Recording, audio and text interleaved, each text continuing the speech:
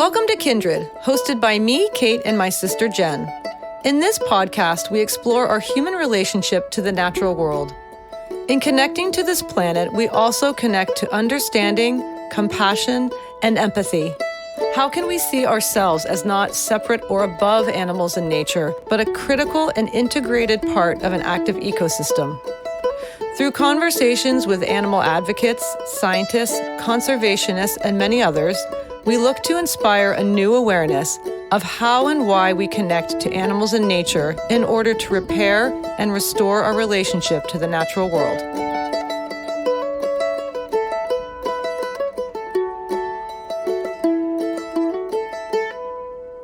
Hello, and welcome back to the Kindred podcast, hosted by me, Kate, and my sister, Jen. Welcome, everyone. Welcome. Yes, it's a lovely day today. Thank you all for joining us again for one of the best episodes ever. Before we start, though, I'm just going to kind of jump in. Again, lots to cover. I just wanted to let our listeners know that we have updated our monthly newsletter. You can subscribe to that via our website at kindredpodcast.co. And it's a good place to stay in the loop with the behind the scenes insights. And you can discover our upcoming episode releases, and you can learn how to support the podcast and explore our latest guest features. So it's fresh, it's fab. It's monthly. I think we send one out every 2 weeks, basically. So that's pretty much monthly. But yeah, so subscribe via the website, and it's a good way to keep in touch. So I just wanted to update people on that. Now, if you've been with us all the way back from season 1, you'll know that Jen and I love wolves. Do we not? Love wolves. We do. Mm-hmm. We do love wolves. And we have covered wolves in 2 previous episodes. The first being episode 3 with Karen Vardaman. She is a wolf conservationist and founder of the nonprofit Working Circle, based in Colorado, working in and with wolf conservation and ranchers. And then later in episode 31, with Rick McIntyre, the wolf researcher and the author of the fantastic book series about the reintroduction of wolves into Yellowstone National Park and that whole wolf lineage. Yeah. Definitely read those books. Oh, man. So how good were they? I was thinking about one of those the other day. Yeah. Mm-hmm. Yeah, I just got my hairdresser a couple of them. She was reading some wolf stuff, and they were out there, and I just got her a couple of the books, and she's like, "Oh my gosh, awesome. These wolves are incredible!" Mm-hmm. That's great. I know. And today we are continuing our love and support of wolves and heading to the beautiful coast of British Columbia, to the village of Bella Bella, where we are learning all about the amazing sea wolves. I cannot wait for this conversation. So I came across these coastal wolves through a photographer that I found on Instagram named Steve Woods, and you can check him out on his Instagram account under the same name. His images captured an energy that just held strength and vulnerability that I was immediately captured by. And this led us on trail to finding someone who could tell us all about the sea wolves. And that person is William Housty, Associate Director of the Heiltsuk Integrated Resource Management Department in British Columbia. That's a mouthful. Big job. It really is. So William and the HIRMD are in charge of overseeing the management of all natural resources in the Heiltsuk Nation territory, and he lives on Campbell Island in the village of Bella Bella, where we're headed. So I want to just get right to it, because William speaks so beautifully of these beings, and I don't want to keep you from the deep knowledge and connection he has to the wolves for another second. So we will see you at the takeaway.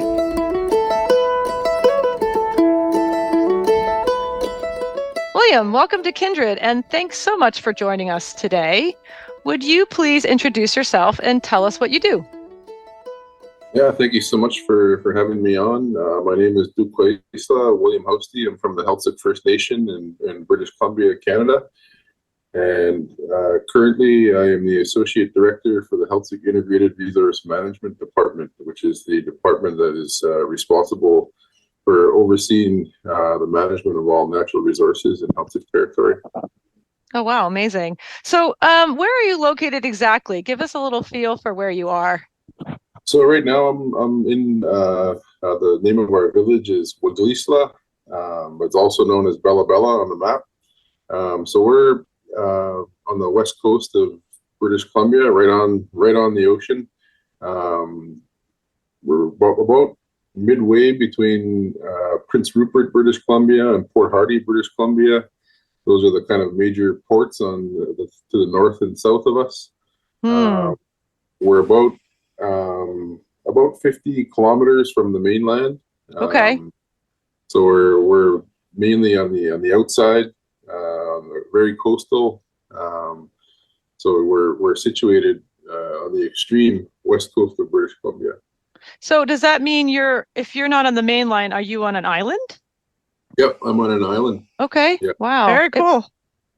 Must be really beautiful, really beautiful. Do you get a lot of rain out there, or is it you get some sun up there? Well, we get a ton of rain in the winter and fall. Yeah. We don't see a lot of sunshine. I mean, the summer we do get a fair share of it, but yeah, for the most part, it's rain and a little bit of snow mixed in. But the winters are very, very dark. Yeah, a bit moody, but I'm sure beautiful. But I'm sure, yeah. Well, go to Florida for a couple of days. That'll warm you up.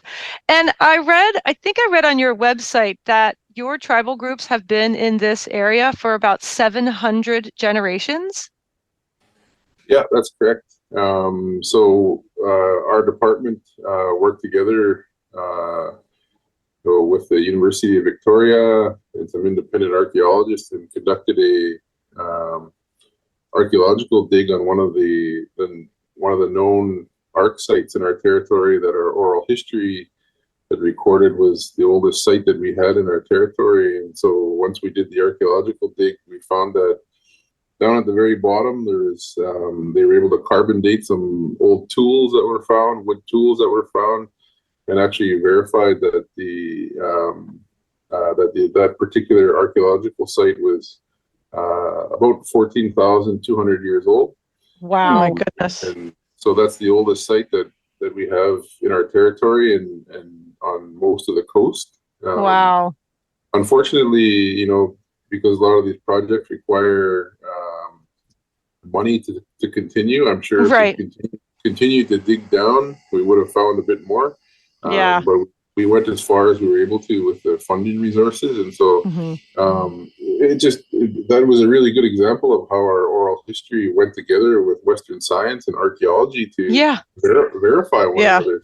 That's great. Absolutely. I mean, that's hard to wrap your brain around. 14,000 years ago. Yeah. Talk about a sense of place, people. Yeah. My gosh, 700 generations. Okay. Well, incredible. Yeah. Thanks for elaborating on that. That's really interesting. Well, think of Stonehenge. It's like they've been digging at Stonehenge in England, and they know what's below there. So, that's a good claim. 700's good. Well, maybe we say 800 just for good measure. So I came across the coastal wolves, or the sea wolves, which is why we are here speaking with you today, a few years ago through the photography of Steve Woods, which was featured in an article from Canadian Geographic titled "The Amazing Sea Wolves of the Great Bear Reservation." When I saw these images, I was immediately enchanted. He captured a look in their eyes that held an energy of strength, intelligence, and vulnerability. And something just resonated within me. So, William, if you would, please tell us about these sea wolves. Who are they and how do they live? Well, these sea wolves are very, very unique in so many different ways compared to other wolf populations like timber wolves, for example. They look different, they act different, they're different culturally, they're different ecologically. It's just they're the way I sort of see these coastal wolves they're like an anomaly. When you watch the way they handle themselves, like sometimes if you have the opportunity, you can sit and watch them in an estuary sort of thing. They're much like humans when they have their pups, the way they raise their pups, the way they teach their pups. And then you look at how over time they've evolved so much to the point where they're so smart and so genuine with each other. It's almost like you're sitting there watching another human being with their children when you're sitting with them, and they're just so intelligent, and the things that they've evolved to do over time have been just so amazing. And I think we had talked a bit about this before, about how you can always tell when these coastal wolves have been into a particular watershed during the spawning season for the salmon, because they've evolved over time to not eat the body of the salmon because they know that it's going to give them tapeworms. So they concentrate on the brains of these salmon, which is the highest nutrient content for them, with protein and other amino acids in the brain of the salmon. So you can always tell when these coastal wolves have been in a watershed, because there's the carcasses of the salmon laying all around, and just the one bite taken out of the back of the head. To me, that's just amazing that they've evolved to be that smart and efficient with their hunting. That is amazing. Yeah, absolutely. That is amazing. They must have to eat a lot of brains to get full, though. Well, it's such high protein. I think it's like such a good part of the body. How big are they? Are they compared to a timber wolf? Are they smaller? They're very small. Okay. I would compare them to a mid-sized dog. Okay. They're not massive beings. The timber wolves are much taller, much larger than the coastal wolves. I think which is one of the things that makes them so unique. Yeah. And that I talked a bit about in the opening about how I'm on an island here, and how there's islands everywhere all around here. Like there's thousands of islands all over. It's like the salad dressing, Thousand Island. And these wolves traverse back and forth between all these different islands. And so their size allows them to be very efficient swimmers. So they swim back and forth to these islands. Wow. They're also small in that they can, they can go after the deer and the mountain goats and be very efficient in hunting those as well. And so their size has really, positioned them well to be effective hunters and nomads of the territory to follow their food sources. That's amazing. And I love when you were talking about just back to the brains, because, there are certain people who might refer to that as wasteful, and that just, why are they, because a lot of animals get these bad raps of, well, they only do this, and it's like, well, they only just eat the brains. But you were sort of fleshing that out and saying, well, no, this is, they're avoiding parasites in the body of the fish, but they're also then feeding other animals, and there's this whole reciprocal relationship there that is really, really amazing. Yeah, no, 100%. Nothing ever goes to waste here in the rainforest.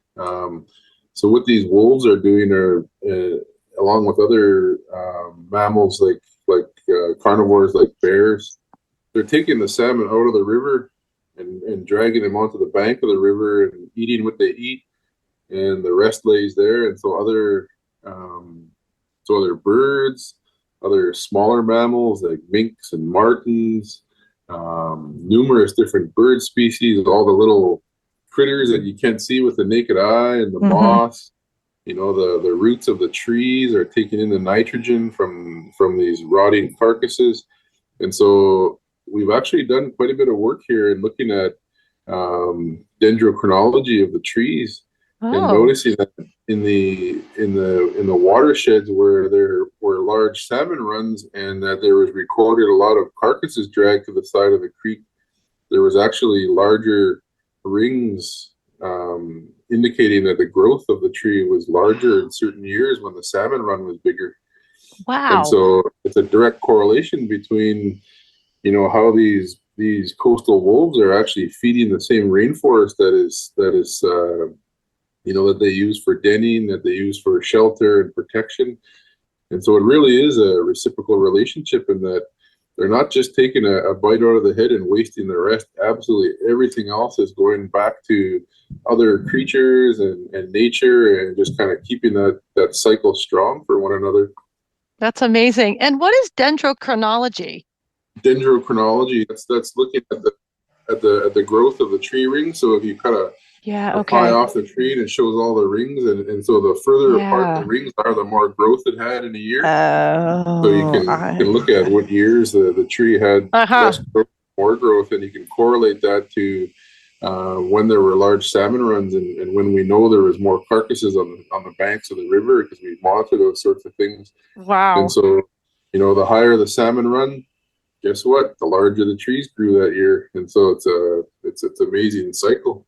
I've never heard it called that. I mean, I grew up learning about how to tell the age of a tree. And so I didn't know there was a name for that either. Yeah. That's amazing. Dendrochronology. All right. Very cool. That is cool. Just and that's just such an amazing story of, like you were saying, the reciprocity, and just how, but the fact that it gets into the tree directly correlated to salmon, that to me is incredible. I never put that two together. So thank you for talking about that. So when I first saw a photograph of a coastal wolf, like I said, was immediately drawn to them. I can imagine that living with them for centuries would make them familiar in the truest sense of the word, like when you were talking at the top of the conversation. So how do they live in your stories and knowledge? And I guess what cultural significance do the wolves hold or represent for you and your nation? Yeah, no, that's a good question. There's a lot to it. First off, we were always taught that that this land that we live on here doesn't belong to us. It belongs to the animals. It belongs to the wolves and the bears and all the other animals who utilize it, and that we're just here to live in harmony with them and live amongst them together, and find a balance in that. And so we've always had that respect for that fact, and knowing that and accepting that, we are living together commonly with animals like the coastal wolves. And so the wolves are very important culturally for a lot of different reasons.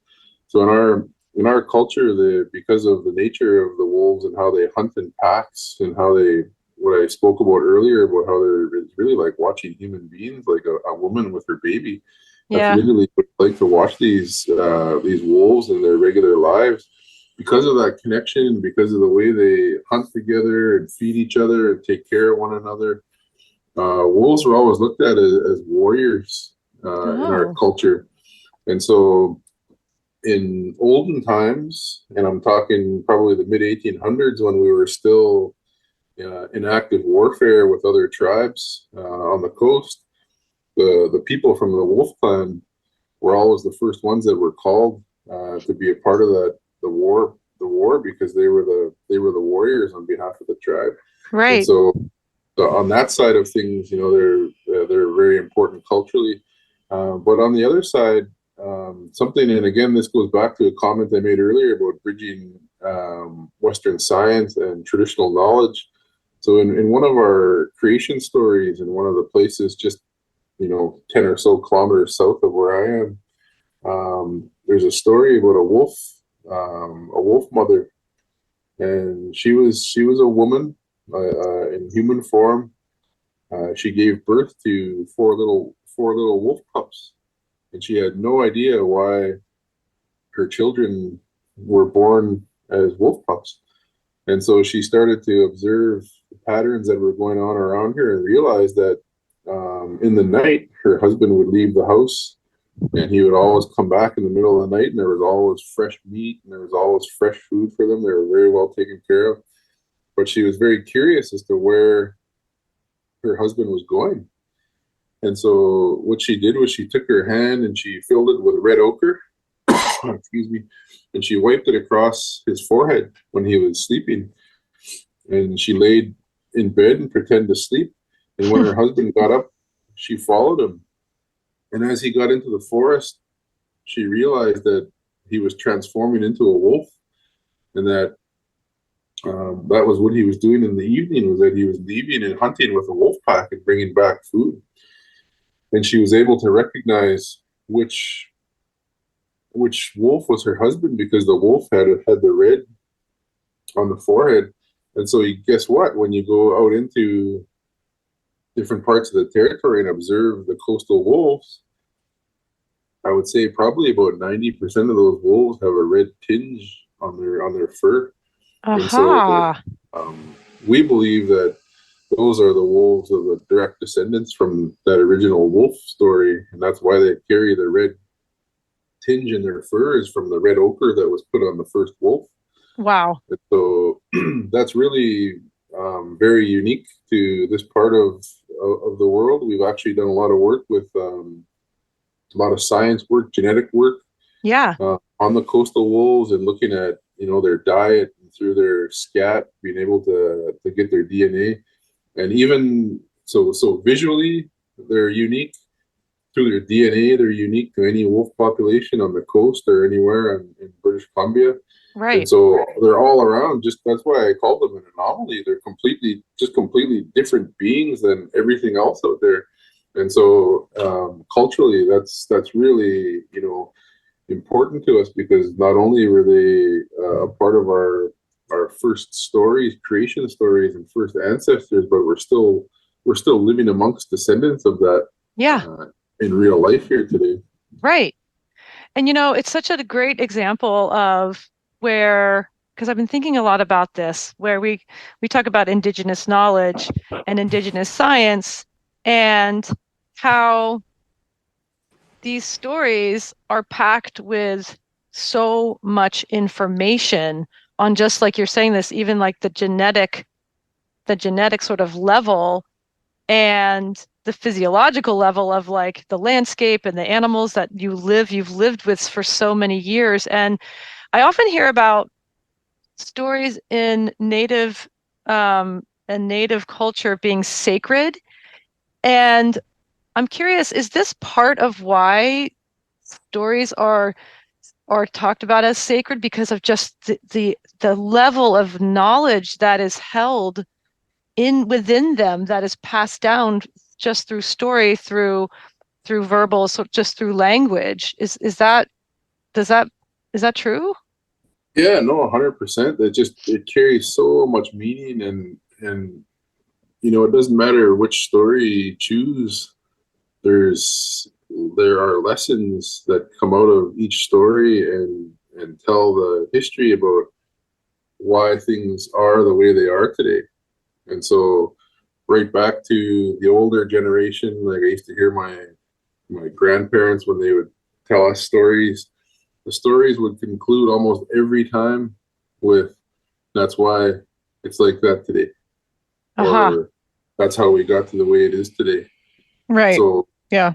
So those stories just they carry so much information and knowledge, and really lay out how things became to be the way they are here today. And so that's why they're so important, and there's so many opportunities to utilize that knowledge. I think traditional knowledge has historically been underutilized for a lot of different things, and I think now in this day and age we're starting to use it a bit more.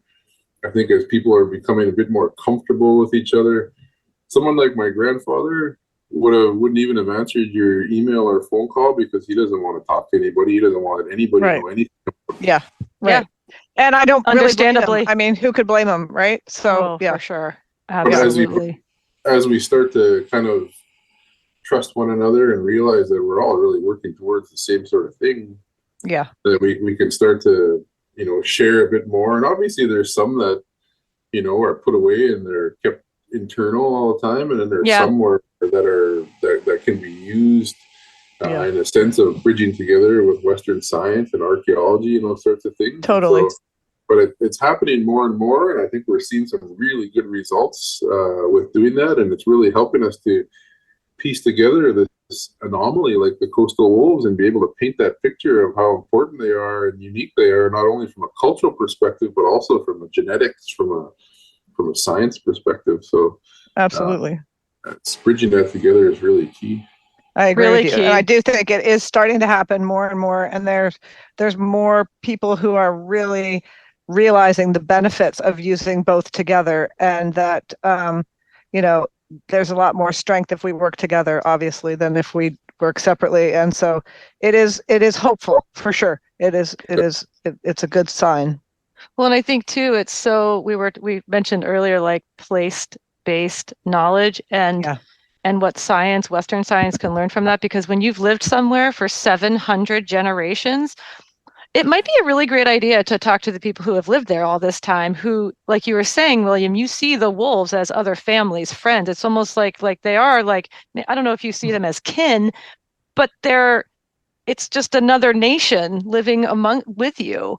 And the amount of information, again, and just the scientific knowledge, if you will, that is packed within these stories. And I'm sure not everyone is a storyteller within your nation. I'm sure I would think that's something that not everyone is just a scientist. You learn this is passed down, and you have to have a big brain full of like memory. You have to know how to tell these stories to be able to translate this critical information, the same as like, information I grew up with or didn't. But I think I just wanted to sort of focus on that a little bit, because in my world, we hear a lot of like, oh, the sacred stories of Native Americans or Native nations in Canada. And there's just, I think, deeply within that is what I would call science of generation after generation, and just a deep understanding of these species. Oh, totally. And when like you say, like the place-based knowledge is so important. I've heard this the whole time I was growing up, and I had no clue what it meant until now. And I'm like, right. We used to harvest. We would harvest, different resources annually for winter use. And I used to hear my uncles and my grandfather would say, "This is our science. Yeah. This is our science." And I didn't know what that meant. I had no idea what they were talking about. But now that I realize that they know more about the science of it than an academic who may be studying that in university, because 100%. Yeah, they've lived it, they've lived through it, they've lived with it, they've lived without it, they've lived all the different life experiences in and around it, and carrying on the knowledge about what they were taught. And so when you put together all those life experiences, it really is very powerful, and that it explains how important it is to utilize that place-based knowledge, because it's to me it's been underrated for a long time. And well, underrated by, I think, Western community, and from colonialism and all that. I mean, I think that's a very like we've underrated it, right? It's like in the white communities and the Euro communities and things like that. But I love what you said about you lived without it. Like, you understand what happens if like a species disappears or is not doing well. You understand the levels of the impact that each species has in making this whole healthy, balanced planet. So I love that you've lived with it and you've lived without it too. When you hear some of the history of our people going back to this 14,000 years, so if you look at what was happening 14,000 years ago, there was an ice age. Mm-hmm. And then after the ice age, the world was on fire. So in our oral history, and so there were times when the territory was completely a glacier. And so how the people survived is beyond me.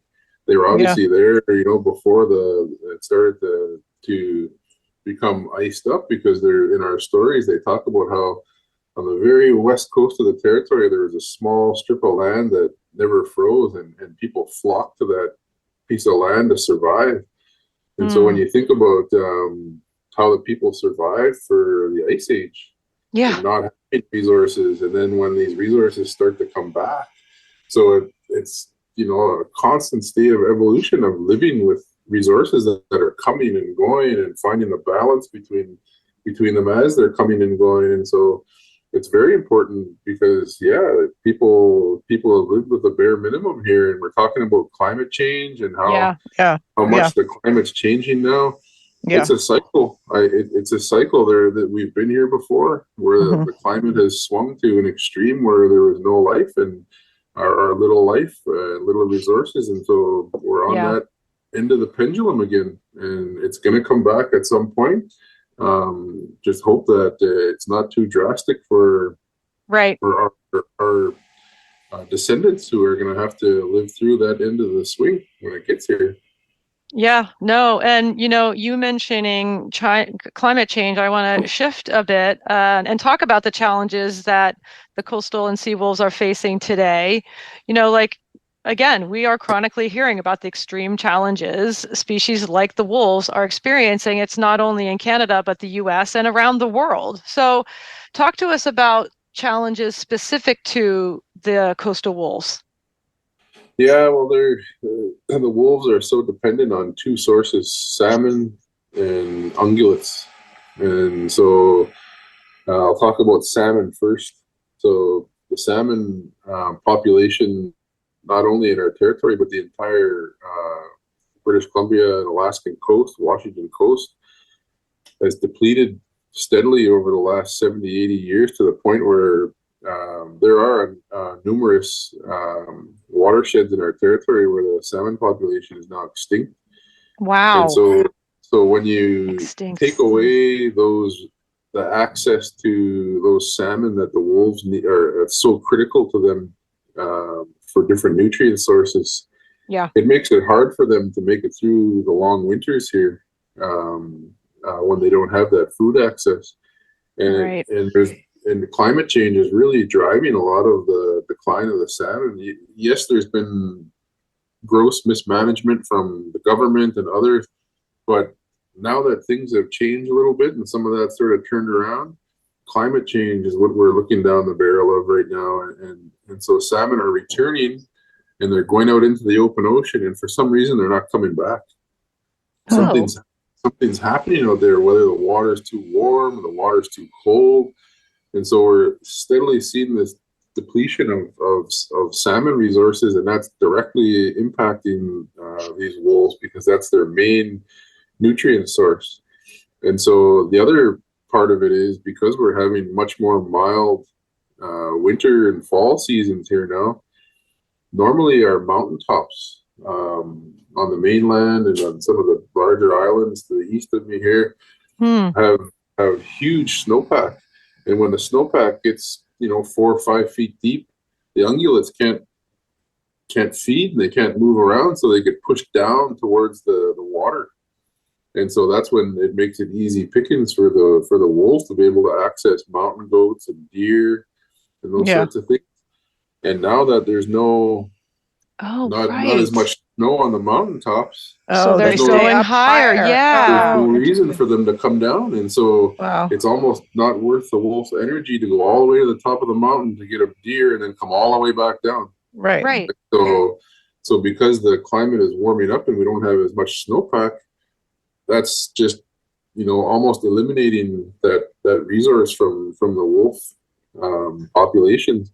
And so what we end up seeing now is a pendulum swinging back and forth. So right now we have a pretty healthy black-tailed deer population, right? And it runs on about 10-year cycle. So in about 7-8 years, we'll have no deer and lots of wolves. Okay. 10 years later, we have lots of wolves and no deer, and it just kind of goes up and down. There's no balance point between the deer and the wolf because these other sources of food and nutrients are so out of whack that it's causing this cycle to go out of whack. And we've heard that before, how cycles are changing. It's not that there weren't cycles before, but the cycles are with lots of different, they're just getting far more frequent. So everybody's, like you say, it's like a roller coaster. Yeah, and it's hard to find the balance because so many things are happening, and things evolve over time, Right. over generations, but not this fast. Like species can't adapt this fast to the Right. changes that are coming. Right. And that's Yeah. just causing things to just go all out of whack. And so, really, at the end of the day, what the wolves are faced with is decreased access to all of their food sources, which are mainly ungulates and salmon. And so that's really at the end of the day the main focus and challenges for these wolf populations. And we've seen them adapting over time to the point where they're utilizing resources that we never knew they ever utilized, like Right. eating the herring roe off of the rocks when the herring are spawning, and getting that protein source. And so, the evolution's happening. It's there, but like I say, things are moving so fast. Yeah, It's they got to hard scramble. to see them keep up. Yeah. Yeah. And so we've done quite a bit of work in the past to kind of protect these wolf populations because of their keystone species. Yeah. And so we've done a lot of work. We have about, I would say, probably about 60% of our territory is in full protection. So there's no hunting, there's no logging, there's no any industrial activities in about 60% of the territory. And within the other 40%, about 60% of that is also retained for protective measures for salmon streams and Okay. those sorts of things. So we've protected a lot of areas for species like wolves. And the way we sort of looked at it is if you properly manage a population or a species like wolves, you're also managing so many other smaller species that are an umbrella to that. Right. So all of the smaller mammals, if you're protecting areas for grizzly bears and black bears and wolves, you're also protecting territory for all these other small mammals that nobody ever even considers. Yeah. And also play a role in things. And so, we've tried over time to really make sure that we give these populations of wolves opportunities to flourish and have the old growth forests and access to rivers and streams and the resources that they need to survive, because we know how important they are in these ecosystems. Yeah. Well, and that was my next question, like what protection and support is being given to the wolves? And, it makes me think about too, like, why is it important that you and your programs and the Heiltsuk Nation are leaders in the management of wolf and land specifically? Well, I think it's important because I think the world needs to see the way that there's a balance between how we live and how species like wolves live, and to show them that it can be done, and that it has been done for a long time, because the rest of the world is expands out, and we never really look further than our own human needs, and we're guilty of that as well, in certain aspects. But by taking the time and the opportunity to preserve these populations and to give them opportunities to thrive is really just, one, it's carrying on values that were instilled in us by our ancestors and how they lived together with them and what they did together with the wolf populations back in their time. So it's really setting that precedent for our children and grandchildren and great-grandchildren on how they need to live their lives and how they need to conduct themselves and what they need to know in terms of balance and nature and population and those things. And it's to set a good example of, of living together and coexisting with important keystone species in the areas around you, and making that an example known to not just local here in BC and Canada, but around the world, that it can be done. It can be done. And so what specifically, I mean, now we're back to place-based knowledge and all this stuff we've been talking about before, but what sort of programs are you guys implementing that we talked a little bit about, the camera traps, but talk to us a little bit about, the science being done is a little different in the sense like you don't allow wolves to be tagged or collared. So talk to us about like the sort of the programs and sort of that the operation of the protection and support you are working with the wolves. Yeah, so all of the work that we're doing with wolves is based on is the foundation of it all are Heiltsuk values, and they're not just Heiltsuk values; they're values of people, around the world that people share a lot of values. Love, respect, reciprocity, generosity, those sorts of things. And so the main sort of thing is that we don't want to get in the way of these wolves. We don't want to have any sort of have a minimal footprint Right. on their lives. And we don't want to be invasive to them in any way. We don't want to shoot them and collar them and have to have them live with a collar. Yeah, their days are hard enough. Yeah. So what we've done in our research is tried to find ways to be less invasive and to them. And so over time, our field crews have gone to key areas where we know there are packs of coastal wolves, and they find the areas where they have day beds. And so what we're able to do is to take like a board, about the size of a computer that has like a sticky substance on it, and we just right. put it on a tree. And if the wolf walks past, some of the fur gets stuck on there. We can harvest that fur, and that can go into the lab, and we get genetics. We collect the scat that gives genetics. And then the other piece is we're now utilizing a piece of technology. It's essentially a camera trap about the size of an iPhone. It gets put onto a tree, and it doesn't take photos. What it does is it records audio. And so if a wolf whimpers or a wolf barks or a wolf cries, it records those sounds. And so at the end of the day, we can start to filter out and estimate, there's 12 different wolves here, or there's 8 different wolves here based on so we can identify them based on their voices, so to speak. And so it's far less aggressive towards them and invasive towards them to be able to use these sorts of methods. And essentially we're not even there because we know what times of day they're not utilizing certain places, and so that's when our field crews will slip in and grab the data and grab the hair and go. And so we're, in most cases, not even seeing these wolves by design, just kind of letting them live their life, not impacting them. Yeah, that's so awesome. I love that. I love that you're thinking about that because, I was thinking about that recently. I heard a story of, I think it was a deer that was collared, and it got its foot stuck in the collar, and somebody, came along and was able to free it, but who knows how long it had been sitting there with its foot stuck in the collar. And I just thought there's got to be a better way. That just seems so I know what you not mean. fair. Yeah. I thought about that too. Like, I mean, and they're so uncomfortable in these big, bulky huge things. And I'd rather have them, I guess, than not. They've collected a lot of data, but like, so cool that just get to, like, our voices sound different. Of course, theirs do too. Right. And just I love your perspective of how about we work a little harder instead of making them sacrifice more too. Just the respect that offers them. I really appreciate that. Yeah, totally. And I think when you look at what doing things like putting a collar on a wolf, like what does that bring you? That gives you GPS data of where they go. Like we already know where they go. Right. Yeah. So we're it's not that hard to figure out. Right.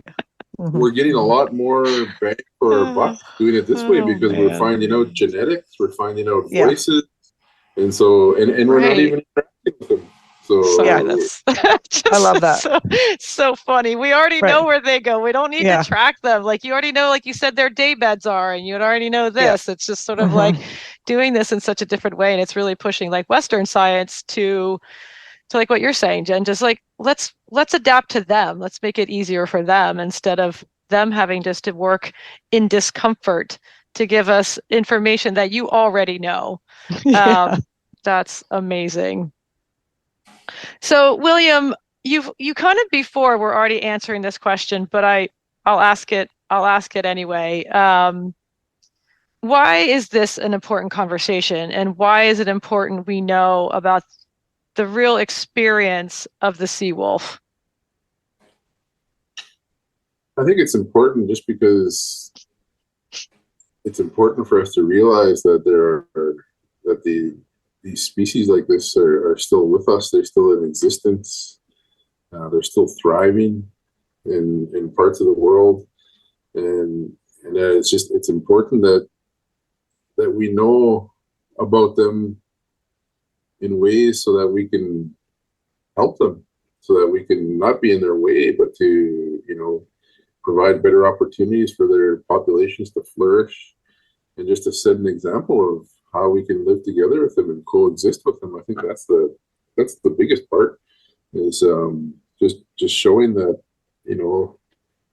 humans are a unique species. These wolves are a unique species, and we're putting these two together and coexisting to the point where there is a balance, and both species are thriving in different ways and together. And so many of those things get overlooked in this day and age, and so it's important for us to kind of ground ourselves and be able to realize what's in front of us, and to know that it's possible. Yeah, and our listeners won't be able to see you, but I can see in your face the depth of connection and the kinship you feel to the wolves, and it's like in your blood and your bones. And I think, like Jen, you were saying too, just like the depth of respect is what we need to hear over and over and over again, that we are a newer species than the wolves, right? We haven't been around as long, and just all the species that we live amongst, and just I so appreciate this conversation you're having with us. It just, my instinct when I saw these pictures of the wolves was like, there's something different about them. There's something unique about them. And there was a vulnerability there. And, you're talking about earlier, they're obviously, they seem like they're shy, but they're so smart. And again, can we just keep reminding our size, or for me, it's like remembering our place amongst them. And I just really appreciate you sharing your 700 generations worth of knowledge and experience with us. Yeah, no, happy to have had the opportunity just to have a discussion, and I really appreciate being able to have this discussion, because I think it's these sort of discussions are would lead to greater things amongst people when we're able to just sit and talk about certain subjects. Yeah, absolutely. And just the depth of science and knowledge that your nation has, and I think that is, it's an exciting way forward. And yeah, it's can we bring that reciprocity amongst ourselves too? I think, like you're saying, what the wolves teach us about how to live and how to be, and like you were saying, just watching the wolf moms taking care of their babies. It's just, how deeply can we relate to these animals? So, William, thank you so much for your time. Thank you for your knowledge. It was really great to hear about these wolves that I've been wanting to talk about for a long time. So thank you so much. Yeah, no, thank you for having me on. Yeah, I really appreciate the opportunity.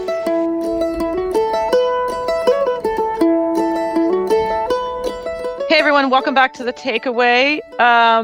So Jen, just real quick, first off, I need to make a correction. At the top of the interview, I had mentioned an article from Canadian Geographic, and I had said the title was Amazing Sea Wolves of the Great Bear Reservation, and the correction is, it is actually titled Amazing Sea Wolves of the Great Bear Rainforest. So apologies for that. We will put up the link in the show notes, via the website, so people can grab that link. But just a quick little correction before we start. Okay, so what an absolutely beautiful, powerful conversation. So much in there. And when I was listening back, doing some editing, I was just literally steeping in William Housty's knowledge and the overall thing that kept coming up for me was when we touched on place-based knowledge. And I kind of want to dig into that. And I think, I kept hearing William say again and again how much, he respects the wolves and sees them as his equal and sees how critical they are, knows them for centuries and honors that deep connection. And this is interwoven into the fabric of his culture, nation, history, story. He knows who they are and what their role is in this ecosystem and why they are meaningful for so many reasons. And I don't know that level of connection to a species or a place. But I felt like I was drawn into that space with him talking so deeply about the sea wolves and just how huge that is. And we talked about how, their conservation work there with the wolves and just how deeply integrated they are. You can't separate his world from the world of the wolves. And this bleeds into, to me, when we talked about his knowledge and Western science and scientists who are looking at these wolves and the knowledge that he holds from 700 generations, right?